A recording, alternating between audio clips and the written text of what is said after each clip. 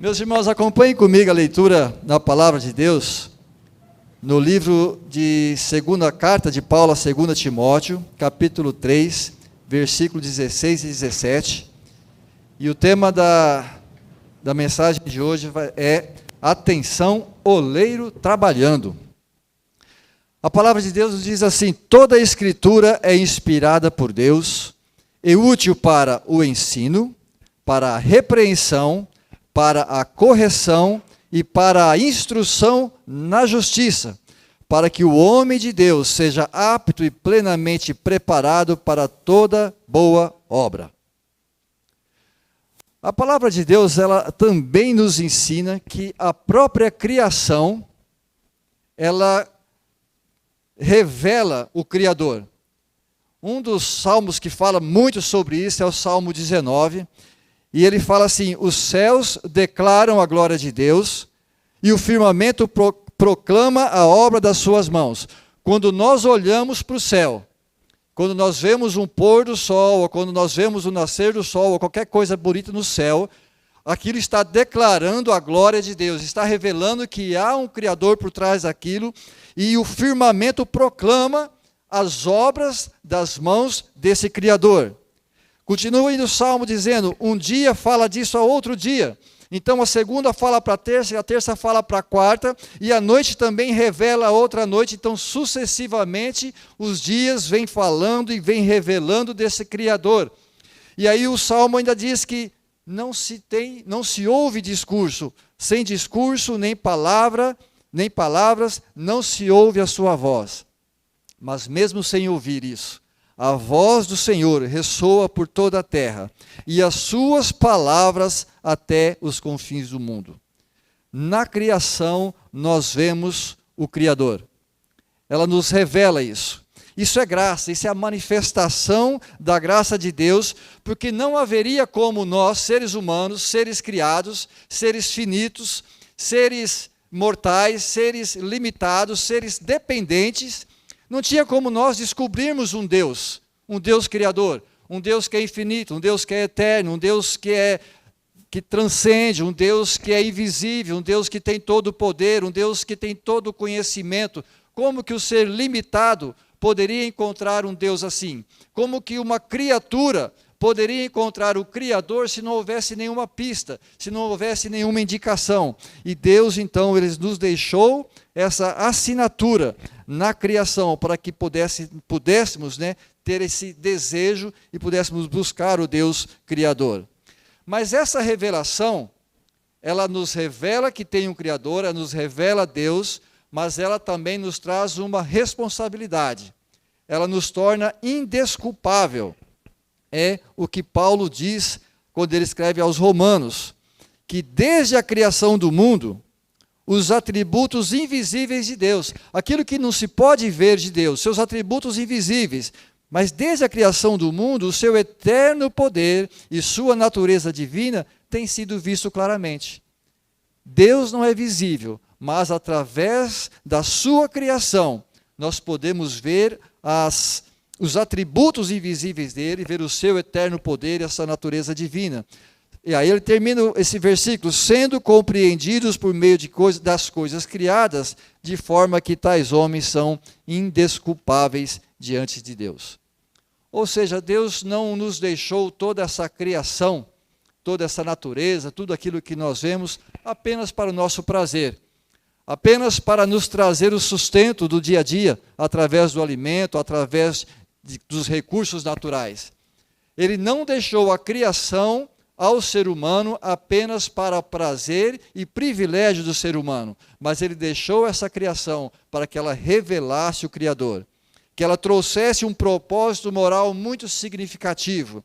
E tudo que Deus criou serve para nos confrontar com a existência e a natureza poderosa de Deus. Como eu disse há pouco, cada momento que você olha para o céu, quando você acorda de manhã e vê o nascer do dia, ou nesses últimos dias de chuva, e quando à tardezinha passa a chuva, fica aquele céu com algumas nuvens e o sol bate lá. Esse dia o Marco até publicou um belo arco-íris lá da janela do apartamento dele. Quando você vislumbra isso, quando você olha para essa para algo tão bonito, tão maravilhoso, ele te chama a atenção. Você está cara a cara com evidências de um Criador. Você está cara a cara com a evidência de que há um ser inteligente, uma mente inteligente por trás dessa criação. Mas como o amor e a graça de Deus é muito abundante, ele não se restringiu a deixar apenas a sua assinatura na criação, na natureza.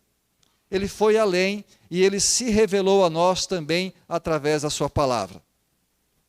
E se você acompanhar na Bíblia, desde Gênesis a Apocalipse, nós vemos Deus vindo em direção ao homem. Deus procura o homem, é Deus que se revela, é Deus que se mostra, é Deus que chama para si, é Deus que convida, é Deus que fala, vinde a mim, é Deus que fala, buscar-me-eis e me achareis, eu estou aqui, esta é a minha palavra, esta é a minha vontade. É Deus chamando o homem para si, não porque ele vai ganhar algo, não porque ele vai se tornar melhor, porque ele já é completo, mas é porque para nós, para os seres humanos, o melhor lugar para se estar é ao lado do Senhor. É na presença do Senhor. Então é como se ele olhasse para mim e falasse, Levi, sai de onde você está longe de mim, é melhor você ficar aqui, ele quer nos atrair para perto dele. E quando Deus faz isso, eu falei, ele não está ganhando, ele já é completo, Deus já é eterno, Deus já é todo-poderoso. E pelo contrário, quando ele faz todo esse esforço para atrair o homem para si, ele está entregando. Acho que o versículo mais conhecido da Bíblia é João 3,16, que diz, porque Deus amou o mundo de tal maneira que deu o seu Filho. Ele entregou o seu Filho unigênito. Jesus, o Deus encarnado, se entregou para que todo aquele que nele crê não pereça, mas tenha vida eterna. Para que todos aqueles que nele crer não fiquem longe dele, mas se aproximem. Para que todos aqueles que nele crer tenham a oportunidade de voltar ao Senhor. Na sua infinita sabedoria, Deus sabe que a revelação geral através da natureza não seria suficiente para nos revelar algumas essências de Deus, para nos revelar, para que nós pudéssemos conhecer mais do quem é Deus, e até mesmo para nós conhecer mais quem somos nós, para que nós pudéssemos ter uma compreensão melhor do significado e do propósito da nossa vida. Deus precisava revelar algo mais do que a sua revelação, a sua assinatura na natureza. Ele precisava revelar para nós, para que tivéssemos uma consciência do desastre causado pelo pecado no ser humano. E também para que ele nos mostrasse qual o caminho para que o ser humano volte para Deus. E aí ele nos revela através das suas sagradas escrituras. Bom, eu fiz essa introdução até aqui, e eu disse no início que o tema dessa mensagem é Atenção, Oleiro Trabalhando. De onde eu tirei esse tema? Para os que estiveram aqui no último domingo do ano passado e no primeiro domingo deste ano, ouviu uma mensagem, duas mensagens, né, do pastor Erickson, e se você não ouviu, eu indico que você ouça, que é uma palavra muito abençoadora, está lá no canal do YouTube da nossa igreja. E o tema da mensagem do último domingo de 2025 foi Adeus, vaso velho. Né? Ele fez a brincadeirinha do adeus ano velho e colocou adeus, vaso velho. E a primeira mensagem deste ano foi Feliz Vaso Novo. As duas mensagens teve como base o livro de Jeremias, no capítulo 18, quando Deus fala para que Jeremias vá à casa do oleiro e observe o oleiro trabalhando e que Deus falaria com ele. E Jeremias obedece, vai lá, e quando ele vê o oleiro trabalhando, vê que ele estava formando o vaso, mas o vaso se quebra, e aí o oleiro pega o barro, amassa novamente e faz um vaso novo. E aí o pastor trouxe para nós a lição de que nós somos o barro na mão do oleiro, e o oleiro é Deus, e ele deseja fazer de nós um vaso de bênção. E ele deseja mostrar para nós qual é o propósito desse vaso. E o propósito da nossa vida é glorificar a Deus. Ele também nos ensinou que não devemos ser como o caco. Aquele vaso, aquele barro, quando ele endurece e quebra, fica um caco duro, e aquilo lá já não dá mais para formar nada. Que nós devemos ser como um barro, mas um barro flexível, um barro ensinável, nós devemos ser ensináveis nas mãos do oleiro, para que ele forme em nós, forme de nós um vaso de bênção. E ele nos transformará. E ele também nos ensinou que quem escolhe a forma e a utilidade do vaso é o oleiro e não o barro. E quando eu estava pensando na mensagem, estudando a mensagem, eu me lembrei, já estava com esse texto e pensando na revelação de Deus através da Escritura, eu me lembrei dessas duas mensagens do pastor e me veio à mente que a Bíblia, a palavra de Deus, é um dos instrumentos que o oleiro usa para formar o barro. Se você for numa olaria, for ver alguém trabalhando com barro, você vai ver que ele tem alguns instrumentos. Até vai ser projetado alguns desses, né? Tem a roda onde ele coloca o barro em cima, a roda gira e ele começa a dar a forma que ele deseja aquele barro. Tem também uma espátula, ele usa uma esponja, ele usa alguns objetos pontiagudos para fazer aqueles desenhos, ele usa um fio de nylon que ele vai cortar depois para tirar o vaso pronto daquela mesinha que está girando ali. E a palavra de Deus, a Bíblia, é um dos instrumentos que o Senhor usa para nos formar barro, melhor dizendo, para nos formar em vaso, o vaso segundo os seus propósitos. E por isso eu trouxe então esse título, Atenção, Oleiro Trabalhando. E na formação do vaso, formando o vaso pela palavra de Deus, aí o primeiro dos dois versículos que eu li no início, eu vou ler novamente. Quando Paulo escreve a Timóteo, ele diz que toda a Escritura é inspirada por Deus e útil para o ensino, a repreensão, a correção e a instrução na justiça, para que o homem de Deus seja apto e plenamente preparado para toda a boa obra. Ele nos traz aqui esses 4 verbos, dizendo que a palavra de Deus ela é útil para esses 4 pontos: ensinar, repreender, corrigir e instruir. E eu queria conversar com vocês sobre essas palavras, pensar nesses verbos. Ensinar. O que a palavra de Deus nos ensina? Ela ensina o padrão. As verdades da Bíblia são o padrão final de Deus, e ele nos mostra quem é Deus, quem somos nós. Através da Bíblia nós vemos que a nossa vida ela foi projetada para ser o quê? O que ela é de verdade ou o que ela não é de verdade, por que fazemos as coisas da maneira que fazemos, como que a mudança ocorre, o que deu certo, o que deu errado no mundo e como que isso pode ser corrigido. Isso a Bíblia nos ensina. A palavra de Deus inspirada é apta a nos ensinar. Todas as pessoas seguem o padrão. Ou você vai seguir o padrão que é do Criador, que está no manual, que está na Bíblia, ou você vai seguir o padrão que outra pessoa escreveu. Ou você vai escrever o seu próprio padrão, mas você tem um padrão. Eu não sei se você talvez já tenha ouvido, eu já ouvi pessoas falarem, a Bíblia ela tem os seus erros, a Bíblia foi escrita por homens. E aí a pessoa quer negar ou quer desclassificar a Bíblia, e nós vimos hoje, né, quem esteve na EBD, a veracidade da Bíblia, o que demonstra como que ela é muito mais provável, né, no sentido de ter provas do que os outros livros. Mas aí as pessoas querem questionar e falar, não, a Bíblia foi escrita por homens, só que aí elas vão seguir padrões escritos por quem? Por outros homens. E aí elas preferem acreditar nesses outros homens, ou elas vão querer escrever os seus próprios padrões. Mas quando você vai seguir padrão escrito por outros homens que não a palavra de Deus, ou quando você vai querer escrever os seus próprios padrões, você está brincando de ser Deus. Você está brincando de ser o autor, de ser o criador. E nós não somos, nós somos o barro. Quem define o vaso é o oleiro. Quem define a forma do vaso é o oleiro. Quem define o padrão do vaso é o oleiro e não o barro. O barro não é capaz de se formar vaso. Um barro não pode pegar outro barro e fazer dele um vaso. O barro, se ele se deixar por si só, ou ele vai virar lama, ou ele vai virar um torrão, ou ele vai virar um torrão duro. E qualquer um desses dois vai ser inútil, vai incomodar. Não é agradável andar no lugar lameado, nem no lugar cheio de torrões. O barro por si só, ele não vai se tornar um vaso. Ele precisa do ensino, ele precisa do padrão. E a palavra de Deus, inspirada por Deus, ela nos ensina o padrão de Deus. A segunda palavra é repreender.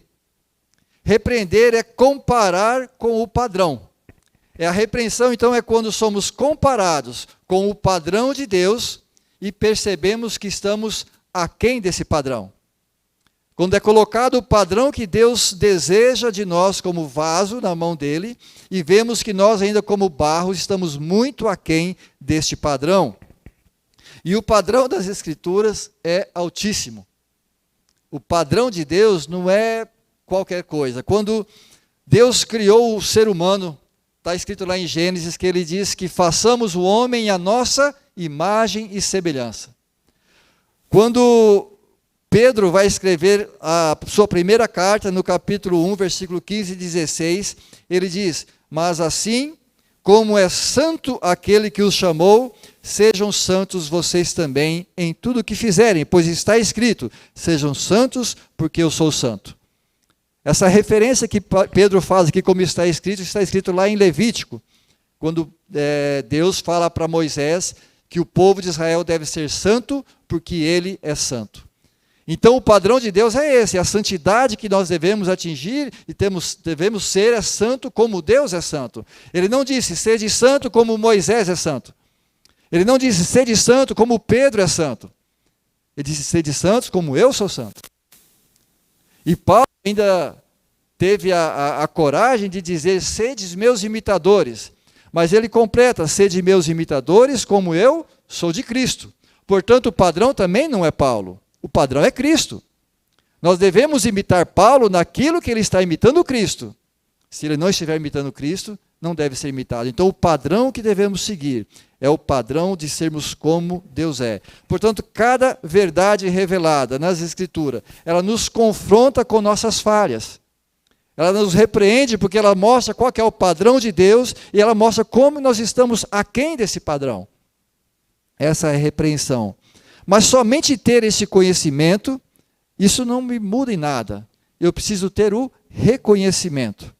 Não deve ser somente intelectual, saber por saber. Porque se eu olhar para um espelho e ver que estou com o meu cabelo desarrumado, que estou desarrumado, e eu virar as costas e sair, eu vou continuar desarrumado.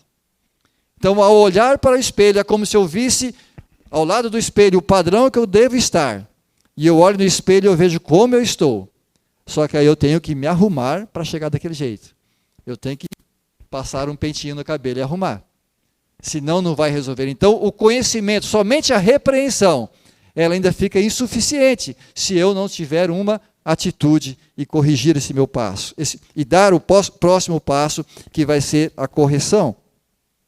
Que é a terceira palavra que está lá no versículo. Então, a palavra de Deus, a palavra que é inspirada, ela me ensina, ela me repreende e ela me corrige. E correção, corrigir é isso, é fechar o espaço entre o ponto em que estou e o ponto em que Deus quer que eu esteja.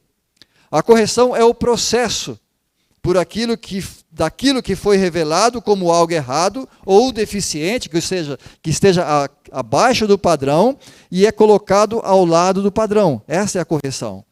Em cada verdade revelada nas Escrituras, devemos nos perguntar o que essa verdade revela sobre mim e como posso ser corrigido de forma a me aproximar do padrão de Deus.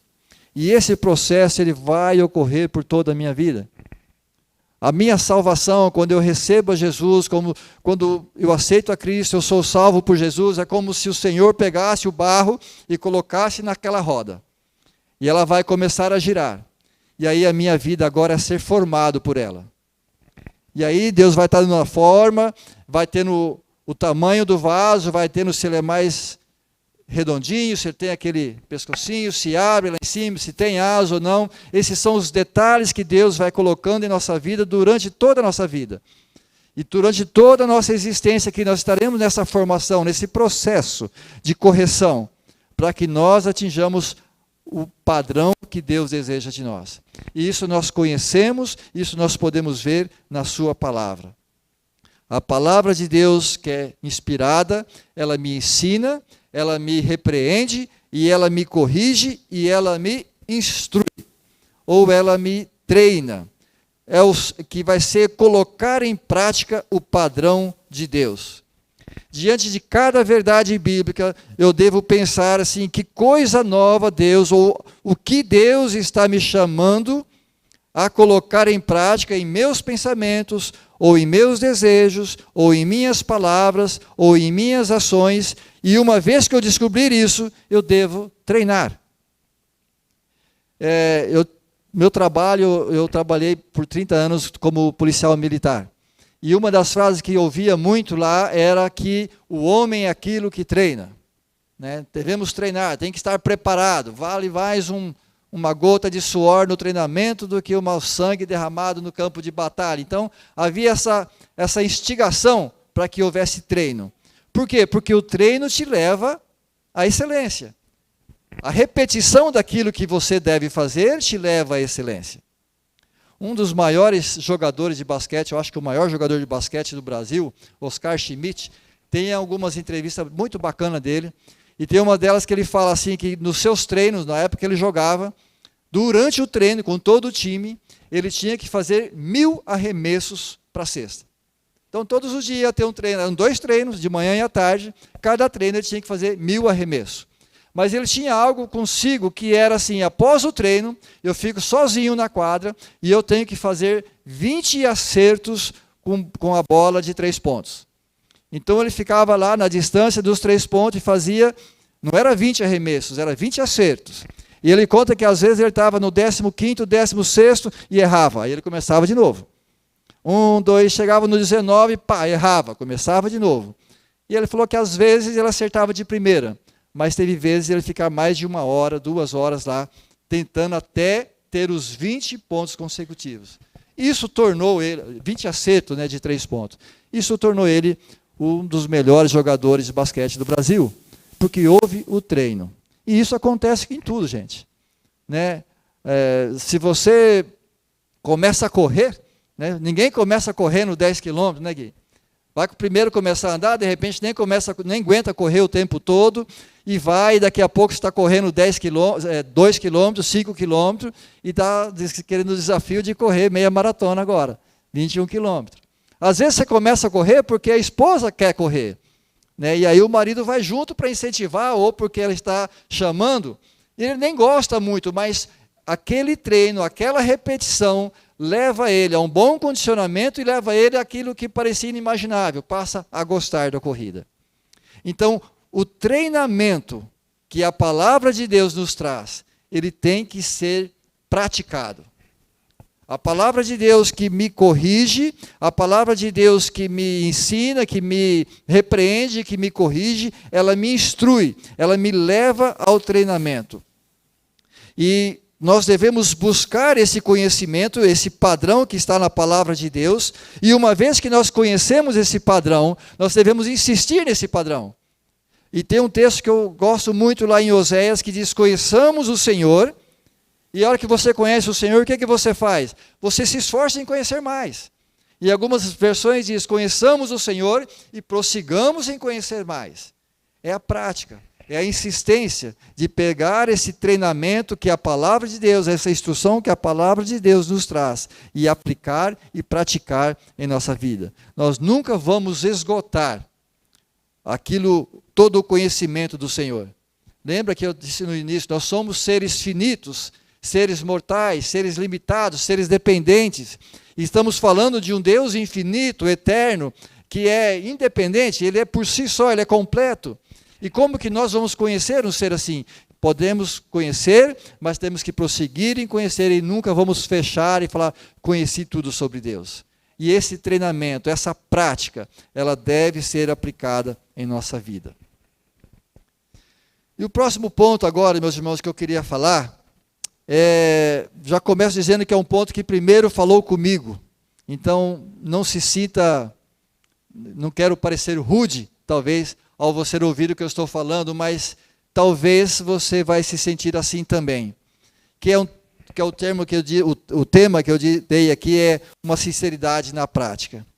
E diante disso eu quero perguntar, porque é o que eu pergunto a mim mesmo, é o quanto de fato eu creio que a Bíblia é a palavra de Deus. O quanto que você crê de verdade que a Bíblia é a palavra de Deus, do Deus Criador, do Deus que é Senhor, do Deus que é eterno, um Deus que tudo criou, um Deus que sabe todas as coisas, se acredita que Ele de fato inspirou algumas pessoas para escrever um manual e deixou esse manual na sua mão. Que valor que você atribui a essa palavra? Que tempo que você dedica a essa palavra? Qual é a credibilidade que você dá a essa palavra demonstrada pela obediência daquilo que ela nos ensina, daquilo que ela diz?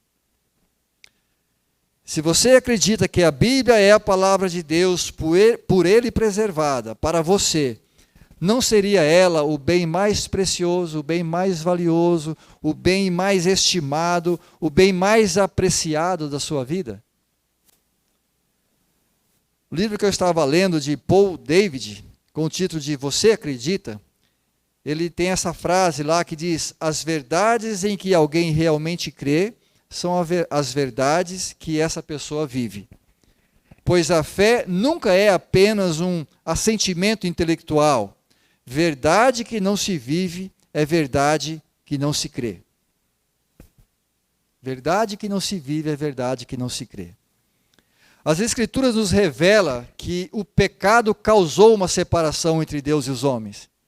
Quando Paulo escreve aos Romanos 3:23, ele diz: porque todos pecaram e separados ou destituídos estão da glória de Deus. Houve uma ruptura. O homem estava em perfeita comunhão com Deus lá no Jardim do Éden, mas o pecado separou, o pecado trouxe vergonha, o pecado trouxe culpa, o pecado separou o homem de Deus e ele se afastou de Deus, e essa comunhão, essa união, ela foi quebrada por causa do pecado. E ainda em Romanos, Paulo que diz que a consequência do pecado é a morte. Mas uma outra coisa que o pecado traz, e também vou trazer a frase desse mesmo autor, é que o pecado ele transforma o ser humano em um tolo. O pecado nos deixa cego.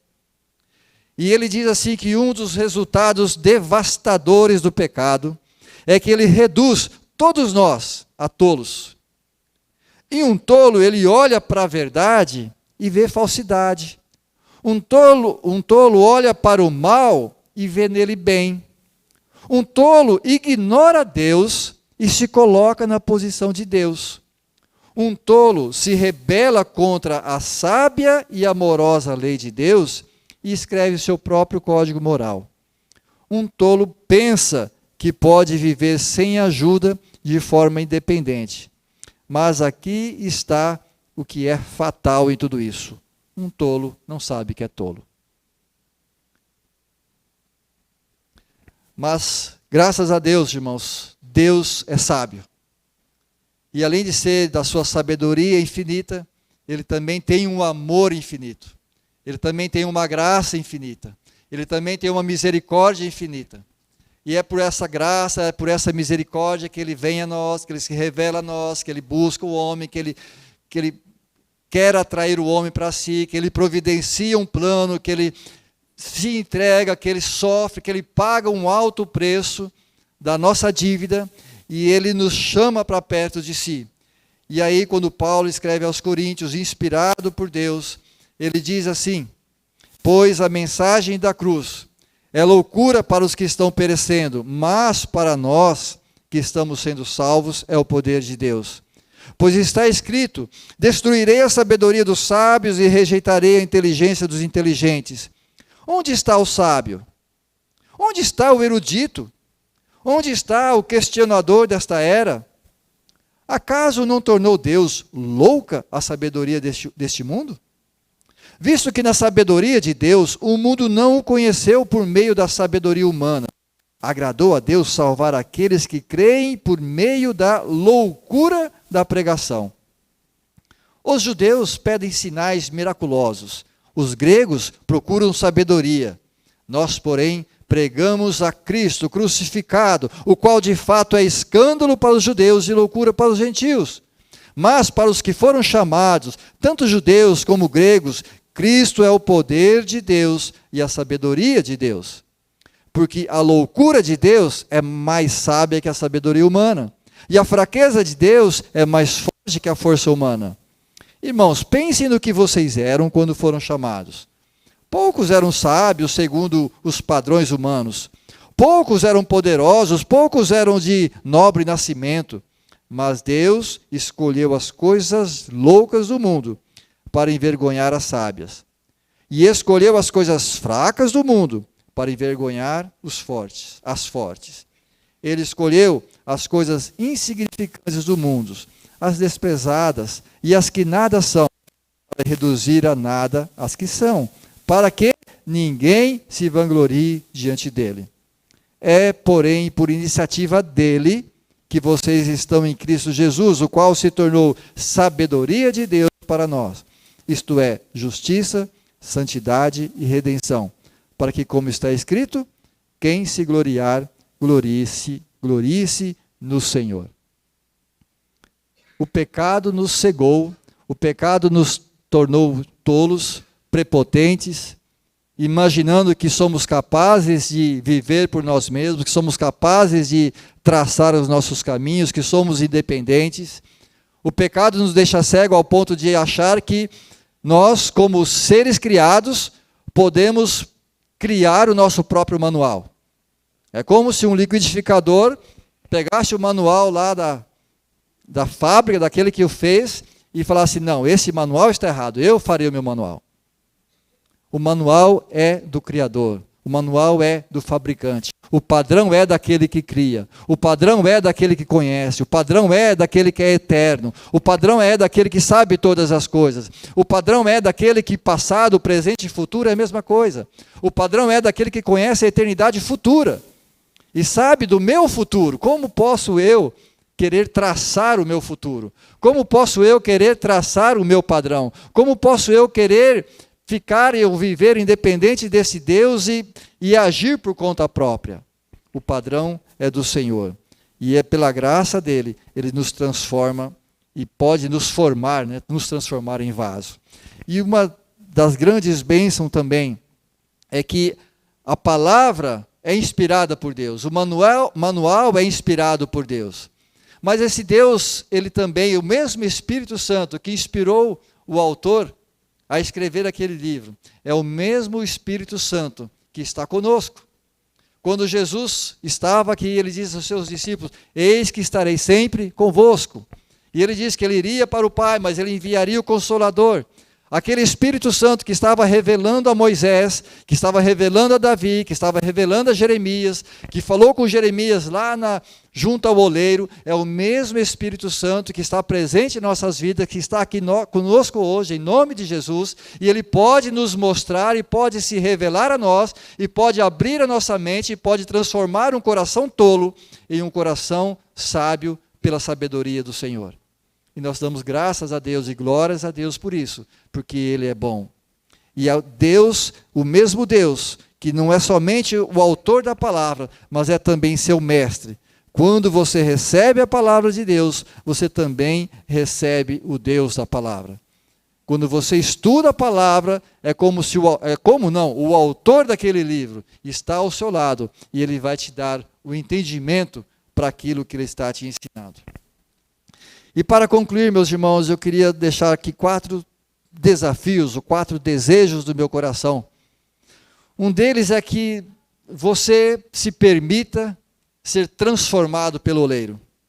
Seja um vaso moldável, seja um barro moldável, seja um barro ensinável, seja um ser humano disposto a aprender com o Criador.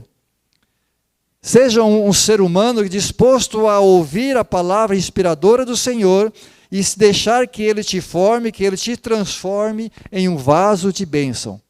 Esse é o desejo de Deus desde a eternidade. Que nós sejamos vaso de bênção em sua mão. Que nós vivamos para a glória de Deus. Se deixe moldar. Deixe Deus usar a sua palavra, o seu instrumento, para formar você em um vaso de bênção. O segundo ponto é que podemos considerar, né, que ainda estamos no começo do ano. Hoje é dia 18, então quase 3 semanas. E nós temos a cultura, a prática, alguns mais organizados, chega no final do ano, já começa a estabelecer as metas para o ano seguinte. Alguns escrevem e ainda compartilham, e alguns só pensam nisso. Então talvez você traçou alguma coisa. Ou eu vou correr a minha meia maratona, ou eu vou à academia todos os dias, ou 3 dias por semana, ou eu vou terminar minha faculdade, ou eu vou casar, né? E que Deus abençoe. Mas inclua a essas metas, a esses propósitos da sua vida, a leitura da palavra de Deus. Inclua nisso, faça esse propósito em seu coração, escreva se for necessário. No ano passado, acho que no último trimestre, ali, o pastor Erickson, ele trouxe para nós aquele livrinho, manual, devocional, né? Onde a gente tem lá várias páginas para a gente colocar o texto bíblico, fazer a leitura e ver o que Deus está falando comigo, o que isso vai transformar, qual é a mensagem, qual é o contexto. Eu não sei o que você vai fazer, mas estipule algo, de verdade em seu coração, assim, esse ano eu quero fazer isso, eu quero buscar isso. Eu sei que as mulheres da igreja, elas estão num propósito de ler a Bíblia inteira esse ano. Elas começaram dia 1º de janeiro.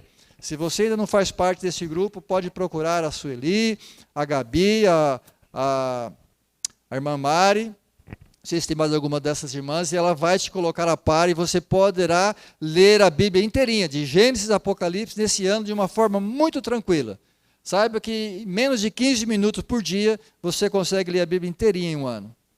E talvez você vai falar, eu já ouvi isso, nossa, mas ler a Bíblia eu não entendo. Ou você vai ler a Bíblia apenas para cumprir tabela, apenas para ticar lá. Não interessa, irmãos, deixe isso para lá, leia. Está com sono? Leia com sono mesmo. Né? Levanta, lava o rosto, dá uma caminhada. Já aconteceu de eu ter que ficar andando em pé na casa se eu queria ler a Bíblia, porque estava dando sono. Mas faça, leia, treina. O Oscar Schmidt não acertava fácil as bolas, ele errava e tacava de novo. Você leu, você não entendeu, amanhã você entende. O Espírito Santo que revelou aquela palavra, ele estará com você todos os dias. E ele vai te trazer à memória essa palavra. Insista. A gente faz tanta coisa sem vontade, por que não vai fazer uma coisa tão boa dessa, que é ler a palavra? Nem todo dia você quer levantar de manhã e trabalhar, mas você vai, porque você sabe que tem um benefício no final do mês. Vai ter um grande benefício ler a palavra de Deus todos os dias. É ela que nos chama, é ela que nos ensina, é ela que nos repreende, que nos corrige, que nos instrui. Então esse é meu desafio, leia, que esse ano seja um ano marcado em sua vida de você ter um ano inteiro dedicado a buscar a palavra de Deus. O terceiro desafio é que nós sejamos sinceros em nossas atitudes e vivamos de fato o que cremos. Que não seja apenas de palavras, irmãos, eu me incluo, eu falo nós porque é o que eu sinto. Que eu de fato viva aquilo que eu falo que eu creio. Que eu de fato seja aquilo que eu falo que eu creio que tem que ser. E que eu falo que eu creio em Deus, que eu vivo, sou filho de um Deus vivo, que Deus me deu a sua palavra e que ela me ensina, que me repreende, me corrige, que eu viva e eu pratique isso de fato. Que isso seja uma verdade em mim. E eu queria encerrar esse tempo, irmãos, projetando uma frase que eu ouvi no domingo passado na aula do irmão Timóteo, quando ele estava falando também sobre as Escrituras, sobre a revelação de Deus, que é, pela criação, nós vemos a glória de Deus. Pelas Escrituras, nós vemos a grandeza de Deus, mas é pela comunhão com Deus que nós podemos ver a sua graça. Que essa dedicação sua, que eu espero que você faça, tenha nesse ano, eu até brinquei, né? Leia sem vontade, mas que não fique sempre sem vontade, que não fique sempre com sono, mas que ela te traga essa paixão pela palavra, que ela te traga esse amor pelo Deus da palavra, e que ela te traga essa transformação que a palavra pode trazer em sua vida. Que nós sejamos moldados pelo Senhor, para a glória do Senhor, para ser bênção em nome do Senhor. Vamos orar, meus irmãos? Querido Deus, eu te louvo com gratidão, Senhor, porque o teu amor é abundante, porque a tua graça nos alcançou, porque podemos estar aqui e ouvir da tua palavra, porque temos a tua palavra, Senhor, preservada em nossas mãos, de uma forma tão simples e fácil, nós temos acesso a ela. Eu te agradeço por isso, ó Deus, que isso é o poder do Senhor, que em tantos anos, ó Deus, décadas, séculos, milênios, ó Pai, preservou essa palavra até os nossos dias. Que ela permaneça, Senhor, e que nós